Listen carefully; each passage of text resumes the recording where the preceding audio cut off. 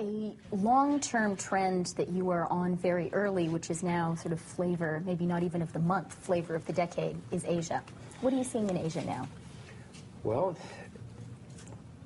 all the creditor nations in the world, basically the largest creditor nations in the world are China, Korea, Japan, Taiwan, Hong Kong, Singapore. I mean, that's where the assets are. That's where the money is. And you know who Middle East? Well, they're in Asia. I mean, you know, Saudi Arabia's in Asia. That's where the money is. That's where the assets are. And you know who the debtors are, and you know where the debtors are. There's an enormous amount of vibrancy in Asia. Everybody still works very hard. They save and invest huge amounts of their income, and they work for the future.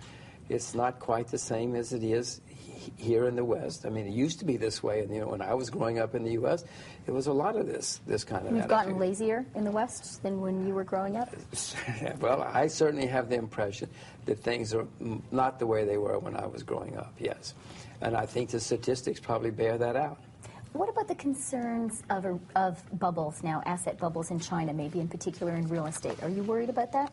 Well, of course, I'm always worried about any kind of bubble. And in my view, there is certainly a potential and maybe even a present bubble in urban coastal real estate in China. Not all Chinese real estate by any stretch, but urban coastal real estate. I mean, Hong Kong prices are really, really high. Shanghai, Guangzhou, a few places like that. So yes, I'm very worried about it. But even if it pops, let's say there is a bubble and it pops, it's not going to end the Chinese economy. That urban coastal real estate bubble is a price bubble. Prices are too high. It's not like here. We had a credit bubble in the U.S. We had people buying 4 or 5 houses with no job, no money down, and then they bought more houses. And then the bankers took it and turned these little things into these beautiful little credit instruments. And the whole thing was a huge, perhaps the biggest credit bubble in the history of the world. The biggest I've ever read about, anyway. So that's and the biggest different. of your career? Oh, certainly the biggest of my career. No, sir, I'm talking about history. I've never read about one like this in history. So that kind of huge credit bubble is certainly different from a price bubble, which seems to be what's happening in China. If people go bankrupt, if real estate speculators go bankrupt in China, it's not going to bring down the Chinese economy.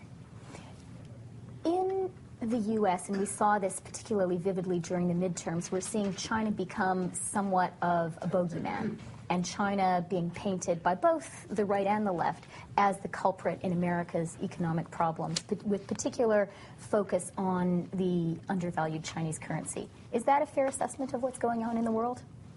What, the politicians are finding somebody else to blame? Of course, that's a fair assessment. It always happens. Whatever country you're talking about, any time in history, when things go wrong, politicians always blame 3 groups of people. They always blame the foreigners, because the foreigners don't vote, the foreigners aren't there, they have different languages, different religion, their food smells bad, they smell bad. Chinese food smells bad? No. I'm telling you what politicians always say about foreigners. Then they start saying, oh, and their food smells bad. And then they say the people smell bad, all those foreigners, whatever kind of foreigners there are. Politicians always blame foreigners. And that's what's going on with the China story? Yes, the other group that they always, just so you know, the other group that they always blame are bankers, financiers. Nobody likes financiers when things go wrong. They blame all their problems on bankers. So foreigners, bankers, and the third group they always complain about are journalists. Because if the journalists didn't write about these problems, we wouldn't have the problems. But this is nothing new. It happens for thousands of years. This is the way politicians react. So when you say, is it a fair assessment? It's a fair assessment that that's the way they're acting. Blaming our problems on China is not the solution. Yeah, look, I think that China should let its currency go float free. If I were China, I would let the currency float this afternoon. And what's holding them back? Well, there are many people in China who think that if they do that, that some parts of the Chinese economy will suffer. Now, for whatever reason, they're overlooking the fact that many parts of the Chinese economy would thrive, would benefit if they let the currency be convertible. For whatever reason, the people who think that they would suffer have more power than the people who realize that they would be better off. This is one of the mistakes that I think the Chinese have made and are making. I didn't think they would hold it this long. You know, I think it was at Thomson Reuters where I was interviewed once, and I said, oh, by 2008, the Chinese currency will be convertible. Shows how much I know. But I think they should let it go, but who knows when they will, if they will. And do you agree with the view that the Chinese are gradually moving in that direction, gradually there's no moving question about towards that. No, and convertibility? it doesn't make the press very much. It's certainly not the Western press. You know, it is convertible with some of the neighbors now. You can trade with the Vietnamese or the Russians or the Malaysians. There's even a Thomson Reuters product, believe it or not. There's a what? There's even a Thomson Reuters product to help them do that. Oh, well, see, I should come to Thomson Reuters more often. No, they are Hong Kong it's almost essentially freely convertible. You can use the renminbi in shops in Hong Kong now. No, they've certainly opened up an enormous amount. They have currency swaps with some of their neighboring countries. It's happening. It's not happening as fast as I would do it, but I don't vote in China. I don't have a say-so in China. Can I ask you to predict when there'll be full convertibility? I told you, 2008. Okay, let's not do the past prediction, but the future one. Why Are you going to take a risk? To me? I was wrong about it the first time. Some people will. Just give it a try. It's becoming more and more convertible. 2012? Just in time for the You're U.S. talking election? about fully convertible? Yeah. Like the euro or the Australian dollar or something like that? I would probably say by 2013, but I mean, I was just 1 year off. But this is an absurd projection for me because it's opening slowly. It's happening. I mean, I own the renminbi. It's full disclosure. I own the renminbi, and every time I can, I buy more renminbi. There are legal ways to buy the renminbi. I mean, it's not like buying the euro, but I buy whenever I can because it's becoming more and more convertible. And how about another China issue we hear about a lot from Washington and also from some European capitals, which is this issue of Chinese domestic demand and the notion that you really need Chinese domestic demand to increase to see a strong global economic recovery. Do you buy that? Well, I certainly don't buy that Washington, D.C. can tell somebody how to run an economy. Are you kidding? As recently as 1987, we were a creditor nation. Now we're the largest debtor nation. We're not just the largest debtor nation in the world. We're the largest debtor nation in the history of the world. So you think those guys in Washington should tell anybody how to run an economy? Oh, please, you're bad for my nervous system. No, okay, what about the essential point, though, if it were made by a Martian, say, that Chinese domestic demand needs to increase? Well, first of all, the way you build an economy, a thriving, growing economy, is you have high savings and high investment. That's what the Chinese have. That's the way you build a long-term economy. That's what we did. Someone has to consume, though, right? Eventually, yes, but first you save and invest. Investment in productive capacity is what leads to long-term growth of an economy. You don't build an economy by going to the disco every Saturday night. That's not the way you build a long-term growing economy. You save, you invest, you build productive capacity, and from that comes internal growth and internal consumption eventually. But you don't just sit down and say, okay, all you guys have saved 35% of your income. Let's stop investing for the future. Let's all go to the disco every Saturday night. Let's spend it on new cars and new TVs. That's wonderful for a while, but that does not build a long-term sound economy. If we see every nation, though, pursuing that kind of an export-driven national economic agenda, aren't there going to be strains? Wait, I didn't say export. You said production, but where, if everyone is saving and producing, where are all those goods going to go? Who's going to you build factories, you build highways, you build schools, you build transportation. All of that leads to cheaper internal consumption, and eventually, yes, people grow. The people who build the roads, buy beds, they buy clothes, they buy houses. No, eventually it all grows. As long as they're not going to the disco, it's okay? They can even go to the disco if they want to, once a month. I'll let them go to the disco once a month. No, but this is the way, look at the way America grew. That's how America grew. We saved, invested huge amounts of money. We borrowed a lot of money. We were a debtor for a while, but the money we borrowed went into railroads and canals and productive capacity. Then we became a creditor nation. We became the most successful creditor nation in the 20th century, and things were great. And we all consumed, and we had homes and cars and the rest of it. That's the way it's supposed to work. But sitting down and saying, okay, you people stop saving now, stop building highways, stop investing for the future, and start consuming. You can do it, but it doesn't lead to long-term growth. Not everyone can be a creditor nation at the same time, though. How do you get a global balance? What's the right way? Well, one way, unfortunately, since the way things are building up, you have currency crises. And we're going to have more currency crises. We've been having currency problems and currency crises. You mentioned Iceland before. Well, there are more coming.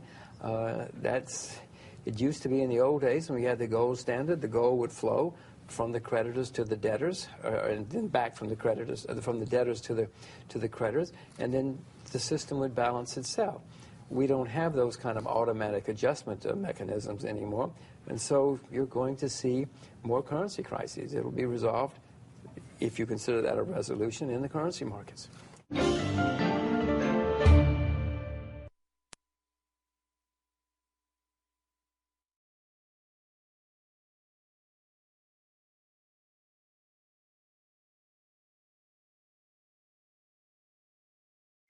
Not everyone can be a creditor nation at the same time, though. How That's do you correct. get a global balance? What's the right way? Well, one way, unfortunately, since the way things are building up, you have currency crises. And we're going to have more currency crises. We've been having currency problems and currency crises. You mentioned Iceland before. Well, there are more coming. It used to be in the old days when we had the gold standard, the gold would flow from the creditors to the debtors, and then back from the creditors, from the debtors to the creditors, and then the system would balance itself. We don't have those kind of automatic adjustment mechanisms anymore, and so you're going to see more currency crises. It'll be resolved, if you consider that a resolution, in the currency markets. So we've been talking about the euro. What are the other currency crises that you see in the future? Where are the points of strain?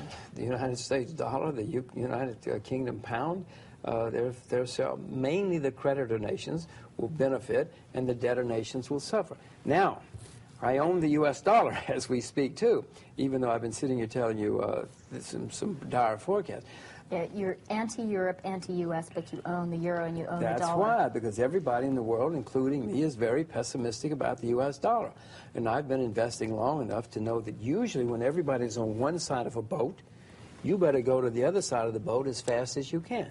Now, doesn't mean I'm right, but I own the U.S. dollar and I own the euro partly because of all the pessimism.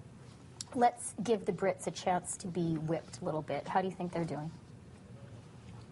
It's a disaster. I mean, I don't particularly like saying that. Some of my happiest memories are from the UK, and some of my greatest triumphs are from. I got married in the UK. I went to university in the UK. The first time I got in the Guinness Book of Records was in the UK, so I have wonderful memories of the UK. But now, I mean, they've had a horrible balance of trade deficit for 25 years. It's getting worse. Two of the things which propped them up were the City of London and the North Sea, both of which are drying up now. I don't see anything to replace those sources of income for the foreign currency account. So, you know, they've got a new government which at least is saying the right things. Is it doing the right things? It hasn't just talked. I mean, they've done some pretty bold things. They've started doing some bold things. So I'm not convinced it's enough yet. You mean the austerity measures should be even tougher? Yes. I mean, the deficit in the UK is staggering. And yes, they're attacking it and trying to solve the problem. But remember, they have huge debts in the UK. It's a very, very large debtor nation now. It was bankrupt in the 70s. It was bailed out by the IMF. But then along came the North Sea oil, which started flowing in 1979. So things were great for a while. But now the North Sea is starting to dry up. And what's your view? How does this translate into a view on the pound? I don't own the pound. I sold all my pounds 2 or 3 years ago. I expect the pound to be a seriously a currency with serious problems over the next 5 years, just like the U.S. dollar. Even worse than the wretched euro and the wretched dollar? The euro will be better than the pound and the dollar, I suspect, unless the euro disintegrates sooner than I think it will. No, you mentioned two currencies which are going to have serious problems. I've wondered, and I often wonder, which is going to go down faster, the U.S. dollar or the UK pound? And your judgment at the moment is? The pound will be worse than the dollar. I own the dollar, so I hope it's worse.